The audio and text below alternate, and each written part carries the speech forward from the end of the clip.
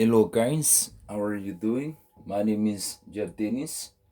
In this video today, I'm going to teach you 10 phrases in Haitian Creole. So just pay attention guys and watch this video at the end to learn 10 phrases in Haitian Creole. Bonjour tout le monde. Jodi a nou pral montre 10 phrases créoles nous pral traduit en anglais. Pas oublier ou sous channel là qui c'est Jeff Denis. Partagez vidéo yo, like et toujours quitter un commentaire. Si vous avez un bagage ou pas comprendre, écris-li ou bien sous une vidéo ou t'as même parlé de li ou capable toujours faire même gens écrit.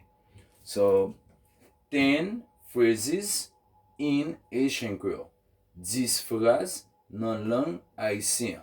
Même les pas mettre langue en anglais c'est language, OK? 10 phrases in Haitian Creole.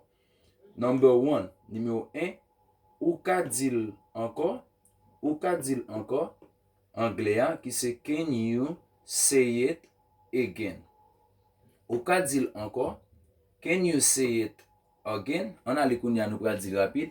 Can you say it again? Can you say it again? Another way, guys, you could say, can you say it once more again? Okay? Number 2, ou ka écrit li. Ou ka écrit li. Can you please write, okay? Write it down. Can you please write it down? Kounya nou pral di rapide. Can you please write it down? Okay, right now you can say it rapidly. Okay, guys? Can you please write it down? Number 3. Ou ka eple moi. Ou ka eple moi. Can you spell the word? Okay? Can you spell the word? Okay? Kounya nou pral di rapide. Can you spell the word? Okay? Number 4. Matière préférée, c'est. Okay? Matière préférée, c'est. My favorite subject is. Kounya pral mette matière préférée là. My favorite subject is. Okay? Si c'est mathématique, on dit my favorite subject is math. Okay? Number 5. Li raconter blague tout temps.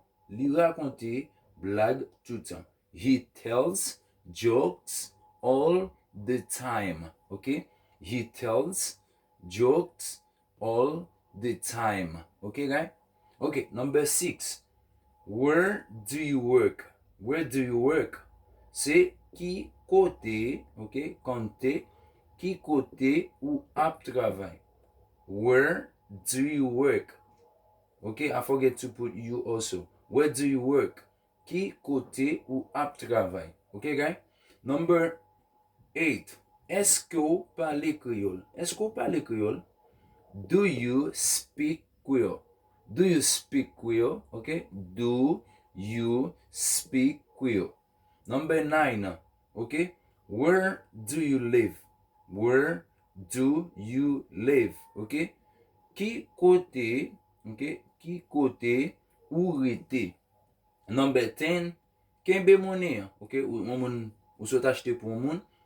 Okay? Moun nan dou kembe monnaie. For example, guy, you went to buy something for a person. After that, the person says to you, keep the change. Okay?